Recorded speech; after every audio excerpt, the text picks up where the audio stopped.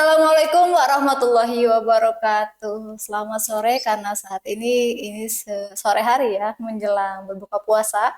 Semoga kita semua mendapatkan kesempatan untuk menyelesaikan ibadah di bulan suci Ramadan ini selama 1 bulan penuh. Amin ya rabbal alamin. Saya Lili Mupriha, host untuk podcast Lazismu. Saat ini sedang bersama dengan narasumber hebat, yakni Imam Masjid Raya Mujahidin, Ustadz Rumi. Assalamualaikum Ustadz. Waalaikumsalam warahmatullahi wabarakatuh. Assalamualaikum teman-teman. Ya, eh, di sini ada Ustadz muda ya. Untuk saat ini saya jauh ingin lebih mengetahui apa sih aktivitas atau keseharian Ustadz saat ini. Oke, untuk keseharian saya lebih banyak di masjid ya.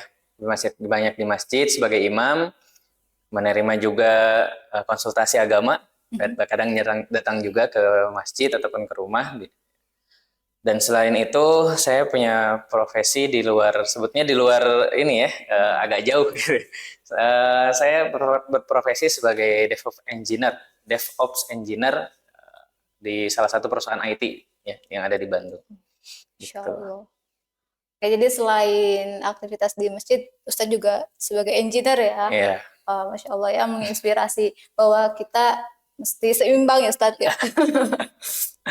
Baik. Untuk selanjutnya, karena tema kita saat ini tentang influencer, menurut Ustadz sendiri, influencer itu seperti apa sih, atau dengan kondisi fenomena saat ini tentang influencer? Oke, kalau dari pandangan saya, influencer itu ya seseorang yang memberikan pengaruh kepada khalayak ramai gitu, kepada orang-orang banyak. Nah, influencer atau fenomena influencer sebetulnya dari zaman dulu sudah ada. Ya, dari zaman dulu sudah ada, hanya saja media aja saja. Ya, kalau sekarang medianya kita menggunakan Instagram, YouTube dan lain sebagainya. Kalau dulu ya mungkin lebih menggunakannya bisa menggunakan syair. Zaman Arab jahiliyah influencernya ya para penyair. Ya, para penyair, mereka bahkan ketika Rasulullah mulai dakwah secara terang-terangan kan diserangnya salah dengan syair. Ya, itu influencer itu. Oke, jadi memang untuk influencer ini itu istilahnya saja ya Ustadz ya. Jadi untuk pekerjaannya atau perilaku atau kegiatannya itu sudah ada sejak zaman dahulu. Hanya saja mungkin medianya yang berbeda atau cara penyampaiannya yang mungkin berbeda. Oke, itu.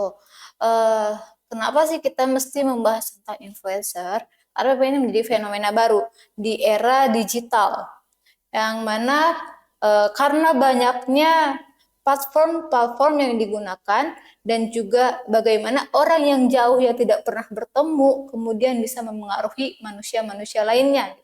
Salah satunya adalah ya para influencer ini kemudian menjadi ambasador atau duta dari produk-produk, betul ya Ustadz ya? Sehingga ada endorsement gitu ya. Dan itu juga berlaku untuk berbagai macam influencer dari berbagai bidang. Entah itu dari dunia entertainment, dari dunia pendakwah juga. Ya, ada endorsement juga ya Ustadz ya. Nah, itu gimana kalau menurut Ustadz? Kalau dari segi hukum tidak masalah. Tidak masalah selama apa yang dia endorse itu sesuatu hal yang bukan barang yang haram, bukan barang yang merugikan bagi orang lain. Ya, tentunya kita harus tahu ini haram atau tidak. Ini haram atau tidak. Sehingga karena dalam jual beli kan yang pertama, salah satu hal yang paling mendasar untuk dilihat itu adalah apakah haram atau tidak. Ketika haram ya sudah jangan. Seperti itu, maka sebagai seorang influencer juga jangan hanya melihat cuannya saja gitu ya. Wah ini cuan tapi ternyata mepet-mepet nih. Nah, itu jangan. Tapi kalau misalnya sudah sejalan halal ya tidak apa-apa, la haraj gitu. Silakan saja untuk menjadi untuk menerima endorse itu. Seperti itu. Oke, berarti secara umum hukum dari penghasilan dari sebagai influencer itu halal, boleh dibolehkan. Yes. Untuk dari endorsement ya, itu dibolehkan. Dan kemudian hukum turunannya adalah melihat bagaimana apa barang yang di endorse-nya itu. Betul. Oke. Nah, Ustadz, kan ini juga sebagai penghasilan ya, gitu. Sebagaimana di podcast sebelumnya itu kita membahas tentang zakat penghasilan, zakat harta kemudian diturunkan jadi zakat penghasilan. Nah, kenapa penghasilan ini sebagai endorsement, sebagai pengiklan atau sebagai influencer ini juga bisa menjadi objek zakat, Ustaz? Mengapa ya tadi ya pertanyaannya? Oke, jadi seperti ini. Prinsipnya ketika kita menghasilkan sesuatu itu ada zakatnya. Ya, kita menghasilkan. Jadi penghasilan, makanya ketika kita menghitung zakat profesi itu kan tidak hanya dari satu profesi saja, tapi pemasukan dia dari mana saja gitu. Dilihat, oh dia ternyata sebagai guru, oke. Dari guru berapa? Misalnya 3 juta. Oh ternyata dia jualan juga, jualan seblak. Oh dari seblak 10 juta. Berarti ditambah gitu. Nah, oh ternyata ada jualan lain. Oh ternyata sebagai influencer juga. Nah ini semua penghasilan pemasukan itu digabungkan, diakumulasikan. Jadi ketika menghitung zakat zakat profesi itu digabungkan dari semua penghasilan dia. Jadi tidak hanya profesi yang mungkin dilihat sebagai profesi yang formal, ya mungkin tadi misalnya secara formal dia guru, tapi ternyata dia banyak sampingannya. Nah sampingannya juga termasuk. Gitu. Oh berarti tetap ada untuk menghitung berapa jumlah yang dikeluarkan adalah secara akumulasi penghasilan apa saja gitu ya. Dan itu juga apakah berlaku juga untuk syarat nisab dan haul? Oke, kalau pemahaman saya ya, kalau untuk zakat profesi itu kan dikiaskannya kepada zakat dari pertanian ya. Wa ati kulladzi wa ati haqqahu yauma hasadih. Surah An-An'am ayat 141. Dan berikanlah haknya yauma hasadih ketika panen ya, ketika panen. Maka kalau misalnya kita ambil kepada pendapat yang ini, berarti dari akumulasi tersebut ya semuanya itu diambil atau nisabnya itu ya nisab penghasilan itu kita kiaskan kepada nisabnya pertanian. Nisab pertanian itu kan sekitar 520 kg. Ya, 520 kg tinggal dikalikan saja. Nah, influencer ini makan berasnya yang harga berapa? Berarti harga berasnya, Ustaz? Iya, harga berasnya, harga beras. Karena dia dikiaskannya ke sana, ke beras akhirnya. Jadi kalau misalnya dia makan yang berasnya itu harga 10.000, tapi sekarang udah nggak ada ya. Nggak ada, sekarang dan naik. Mungkin sekarang 20.000 gitu ya. Harga 20.000 ya kalikan saja 20.000 kali 520 kilogram, berarti sekitar 10.400.000 ya, sekitar segitu. Itu berarti lebih kayaknya Ustaz 526 kita hitung saja lah ya. boleh saja. Karena ini hitung-hitungan 526 kali 20.000 10.400.000. Betul. Iya, 10.400.000. Jadi ketika influencer ini menghasilkan dari endorsementnya itu sudah masuk kepada 10.400.000, ya berarti sudah masuk. Ya, sudah masuk nisabnya. Haulnya yauma hasadih ketika dia mendapatkan itu. Walaupun yauma hasadih ini untuk zakat profesi lebih banyak pendapatnya itu digabungkan menjadi 1 bulan. Ya, karena mayoritas pendapatan itu atau gaji itu adalah 1 bulan. Tapi kalau misalnya kita lihat influencer mah nggak ada waktu gajian misalnya ya. Musiman. Nah, berarti lihat saja ketika dia mendapatkan uang dari hasil endorsement, kalau misalnya sudah menyentuh 10 juta, maka sudah masuk. Tapi kalau misalnya seperti ini kan, wah dia akal-akalin akhirnya. Nah, dia kan, belum sampai 1 bulan, ternyata endorsementnya banyak, tapi sedikit-sedikit gitu, nggak nyampe 10 juta. Nah, ini ditakutkannya seperti itu, diakal-akali gitu ya. Pembayarannya 2 kali Cina. makanya itu bisa diambil kepada pendapat yang tadi bahwa diakumulasikan kepada 1 bulan. Nah, karena mayoritas pendapatan itu sekarang kan per bulan. Nah, akhirnya diakumulasikan ke situ. Jadi ketika 1 bulan, oh ternyata dapat endorsement dari produk A 5 juta, dari produk B 5 juta, belum masuk nih stop. Oh, pas udah akhir bulan dapat lagi. Ya, berarti sudah itu ketika misalnya apa yang dari produk yang ketiga ini misalnya 400.000 saja ya sudah masuk, berarti kan 10.400.000. Ketika itulah dia harus mengeluarkan zakatnya. Tapi cara menghitungnya harus dikurangi dulu teh. Dikurangi dulu dia punya hutang berapa gitu. Dia punya hutang tidak. Tapi ini juga jangan diakal-akali juga gitu ya. Jangan diakal-akali biar nggak keluarin zakat, akhirnya udahlah nyari hutang dikeluarkan per bulan. Ya, nyari misalnya akhirnya kredit sana kredit sini gitu. Akhirnya biar dia tidak mengeluarkan banyak. Nah, itu ketika si influencer itu mengakali, maka ya sudah dosa akhirnya masuknya. Nah, kalau misalnya sudah dikurangi, barulah ya misalnya 10.400.000 dikurangi utangnya misalnya 400.000 saja. Nah, sudah berarti tinggal 10 juta dikali 2,5%. Ya, jadi tetap untuk besaran yang dikeluarkannya mah 2,5%. Ya, tetap 2,5% gitu. Jadi cara hitungnya seperti itu. Jadi hasil pendapatan akumulasi ya, kumulatif dia 1 bulan berapa, lalu dikurangi hutangnya, baru dikeluarkan 2,5%. Seperti itu. Ini ilmu baru ya teman-teman. Jadi sebelumnya kan yang kita bahas tentang zakat mal itu dinisabkannya ke ini ya emas ya. Nah, untuk zakat penghasilan ini itu untuk penghitungannya disamakan dengan zakat pertanian, karena memang untuk penghasilan ini ada yang mungkin para freelancer gitu yang sesuai dengan kapan proyek itu datang. Ada juga yang memang secara kontinu atau misalkan berkelanjutan itu per bulan pembayarannya. Dan untuk batasan atau nisab dari zakat penghasilan yang disetarakan dengan zakat pertanian ini ada di angka 10.520.000. Itu tergantung ya, tergantung dia makan berapa. Berasnya iya, itu kalau misalkan kita pakai berasnya yang 20.000. Kalau misalkan berasnya yang 18.000 atau 15.000 itu bisa lebih kurang. Gitu. Baik. Nah, tadi untuk pengeluarannya gitu.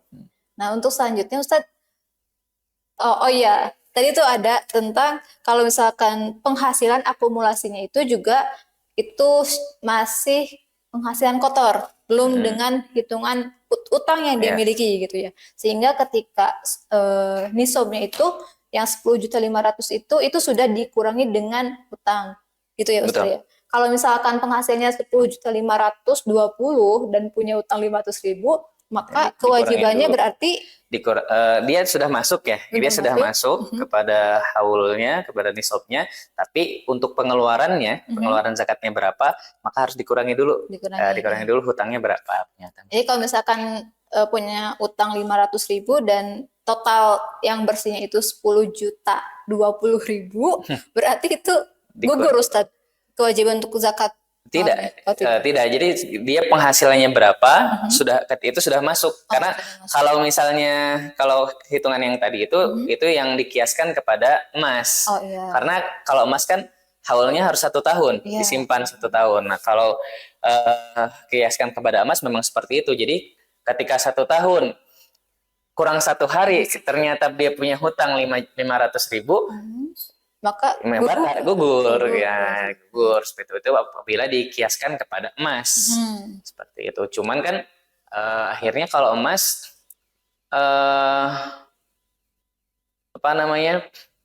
tidak per bulan kan akhirnya, tidak per bulan, sedangkan pendapatan kan atau gaji itu kan 1 bulan. Nah, jadi kalau saya lebih cenderungnya kepada yang kiasnya itu kepada zakat pertanian pada itu. Jadi tetap dikeluarkan. Ya, karena ini kalau tidak ada di surah Al-Baqarah ayat 267. Nah, itu disandingkannya antara zakat mal dengan zakat mal disandingkan dengan zakat pertanian ya. A'udzubillahi minasyaitonirrajim. Bismillahirrahmanirrahim. Ya ayyuhalladzina amanu anfiqu min thayyibati ma kasabtum. Min thayyibati ma kasabtum, dari apa yang telah kamu hasilkan. Nah, disandingkan di situ wa mimma akhrajna lakum minal ard, dan dari apa yang telah kami keluarkan untukmu dari bumi. Artinya pertanian. Nah, disandingkan, makanya saya lebih cenderung kepada zakat penghasilan itu dikiaskannya kepada zakat pertanian. Karena disandingkannya di situ dengan pertanian, bukan dengan zakat emas, seperti itu. Oke, berarti kalau misalkan dengan contoh kasus yang tadi 10.500.000 misalkan untuk penghasilan akumulatifnya, kemudian dia punya utang misalkan 500.000, maka untuk mengeluarkannya itu utang 10 juta, kemudian dikalikan 2, kan sudah dikurangi dengan utang. Sudah dikurangi utang. Jadi langsung dikalikan dengan 2,5% gitu. Iya, betul. Tinggal langsung dikalikan dengan 2,5%. Oke. Sebuah ilmu baru dan pencerahan ya untuk kita semua. Oke, Ustadz. Nah, tadi kan dibahas juga tentang apakah endorsement itu diperbolehkan dan hukumnya halal atau tidak, itu kan bagaimana tentang barang yang di endorse. Misal nih Ustadz, di endorsement tapi untuk judi online Ustadz. Kan di beberapa website dan nanti ini kan iklannya tuh cukup masif ya Ustadz ya. Maksudnya, dan juga banyak memakan korban gitu kan. Nah, atau misalkan makanan, tapi makanannya itu mungkin yang sangat ekstrim gitu ya. Bisa bikin orang mencret atau apa gitu ya. Gitu. Nah, kira-kira itu pengeluarannya akan tetap sama atau misalkan bagi orang yang sebagai endorsernya itu bagaimana?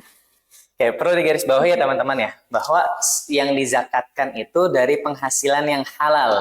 Nah, jadi ketika penghasilan haram ya nggak kena zakat, nggak kena kewajiban zakat.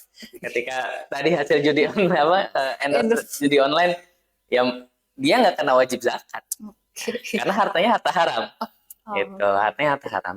Terus kalau misalnya teman-teman influencer mau ambil endorsement dari makanan, maka pastikan ya kalau makanan itu kan tidak hanya halal, tapi halalan thayyiba. Nah, lihat makanan ini berdampak buruk nggak untuk kesehatan. Ketika berdampak buruk untuk kesehatan, lebih baik tidak. Gitu.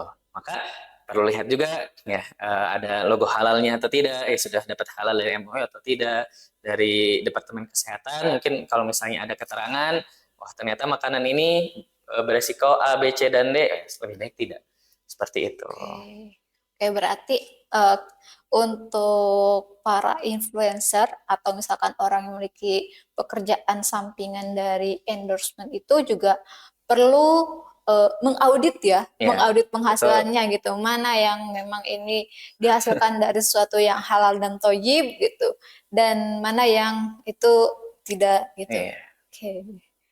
Baik. Dan sebetulnya harusnya kan kalau sudah tahu seperti itu, kalau sudah tahu dari hasil audit, oh ini ada yang tidak halal, berarti harusnya ditinggal.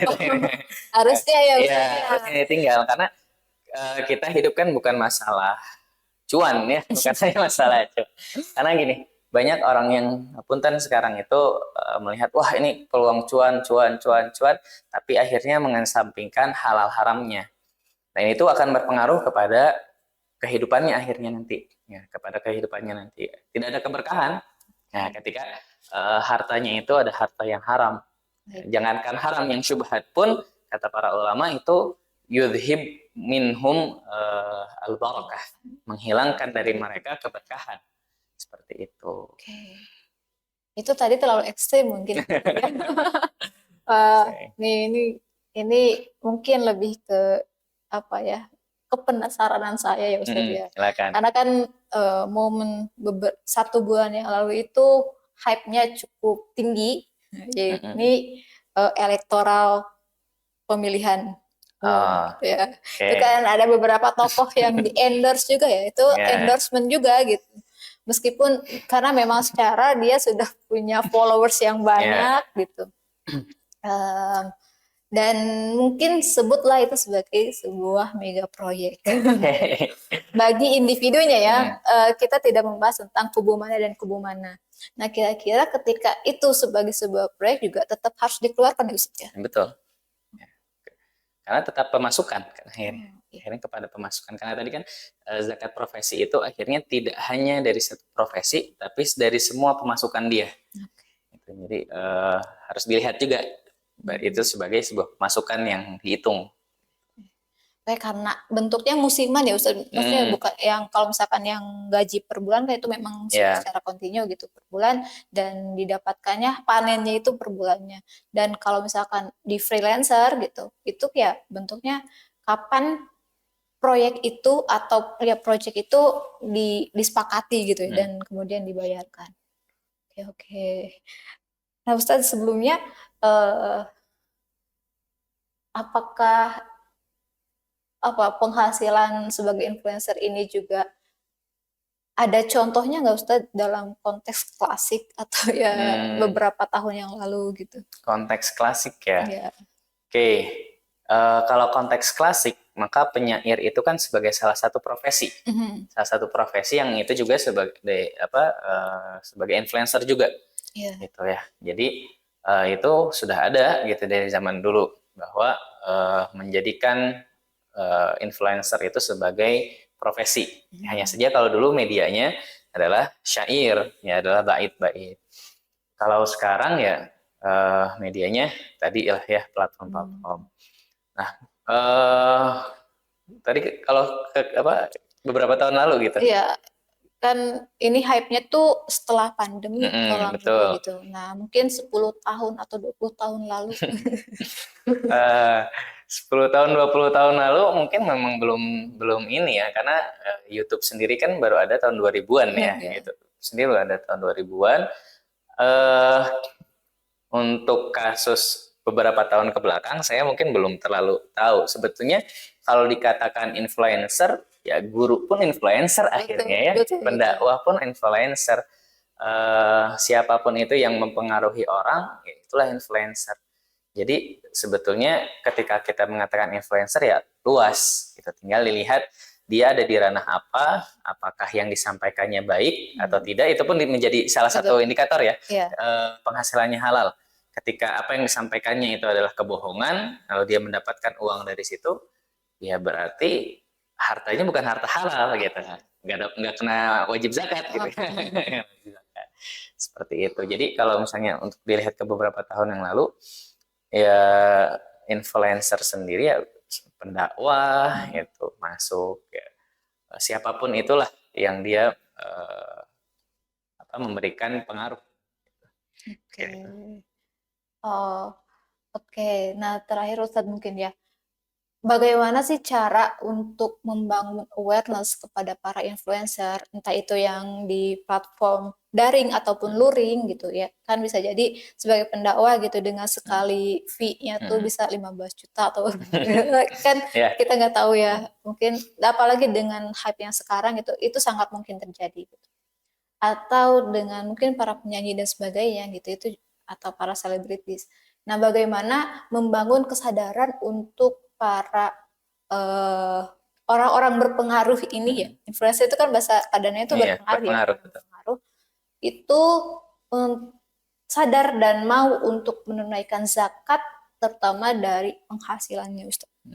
Kira-kira apa yang bisa kita lakukan? Oke, karena ini berkaitan dengan hukum, yang mana hukum itu harus ada ilmunya, Mhm. ya tentunya berarti agar membangun awareness di kalangan influencer terkait dengan zakat, maka ya yang paling mendasar kita mengajak mereka untuk ikut kajian akhirnya. Walaupun kajian-kajian, makanya kita butuh kajian-kajian yang sifatnya itu tidak apa ya, tidak seperti ceramah. Ya, kita butuh kajian-kajian yang sifatnya seperti kayak ngobrol gitu Oh, ya, kayak iya. ngobrol di kafe. Dan ini ternyata para ulama juga dulu seperti itu. Datang ke kafe-kafe, ke tempat-tempat makan, ngobrol. Nah, ya di situ. Nah, mungkin ini salah satu cara dakwah yang mungkin perlu dibangun juga untuk di kalangan influencer. Dan saya lihat sudah ada lah beberapa ustadz-ustadz yang masuk di kalangan influencer, dan itulah tugas para asatid yang masuk ke sana. Nah, seperti itu. Jadi karena butuh ilmu, tentunya harus ada masuk ke ilmunya dulu gitu ya. Ya jelas harus mengajak mereka ke kajian. Tentunya akhirnya jangan kajian yang seperti ceramah, ya, tapi kajian-kajian yang sifatnya ngobrol untuk karena anak-anak muda sekarang itu saya lihat kalau diajak kajian ngantuk ya. Tapi kalau misalnya hayo orang ngopi gitu, itu sampai subuh kejar gitu. Bahkan akhirnya pembicaraannya meluas kemana-mana. Nah itu yang perlu mungkin kita bangun gitu ya di lingkungan kita Muhammadiyah ataupun di lingkungan manapun lah. Jadi metode ceramah itu mungkin ada, ya nggak apa-apa, itu harus tetap ada. Tapi metode yang lain seperti masuk ke kafe-kafe itu mungkin boleh lah.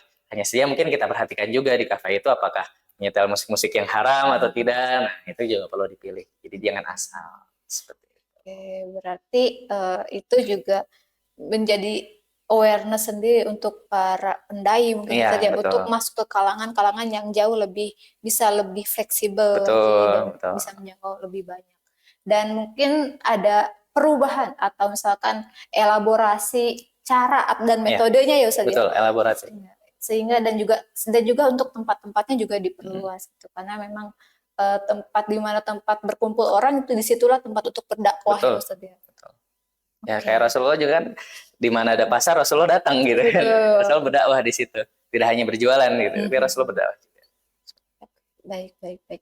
Nah, itu untuk orang yang berilmu ya Ustaz. Gimana kalau misalkan dengan orang, saya baru tahu nih tentang ini, apakah saya juga boleh untuk menyampaikan itu atau tidak? Oke. Kalau hanya sekedar menyampaikan apa yang dia ketahui, misalnya tadi bahwa ada zakat mal loh.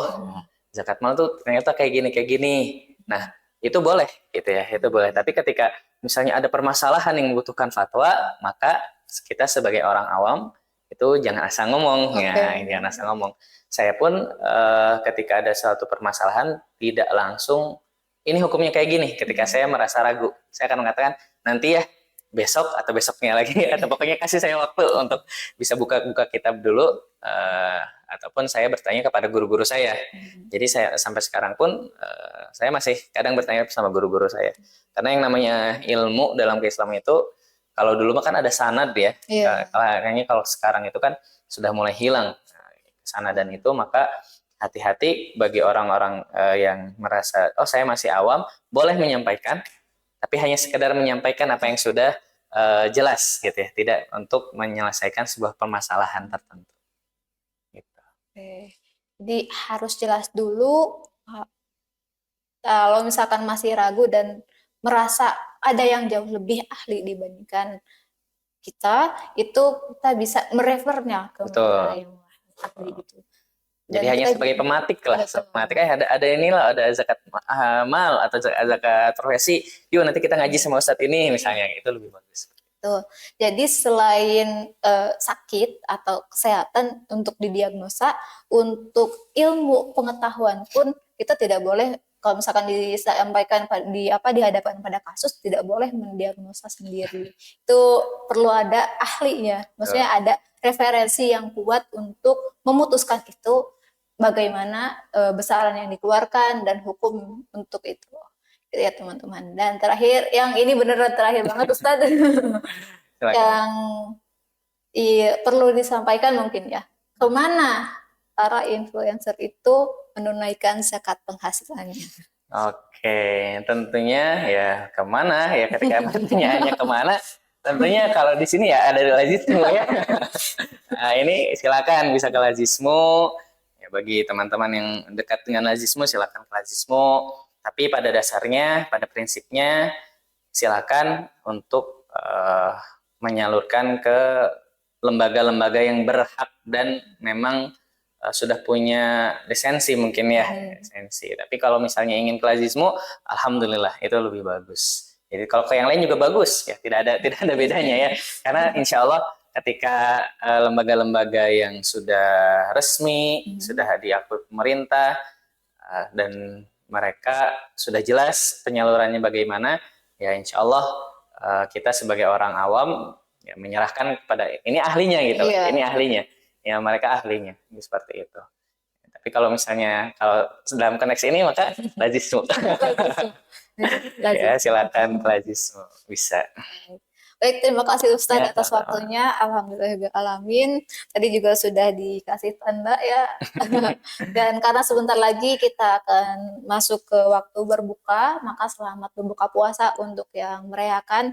Dan jika konten ini sampai kepada Anda, maka itu ilmu ya. Ini konten ini adalah ilmu yang sangat boleh untuk disampaikan kepada rekan atau saudara kita yang lain.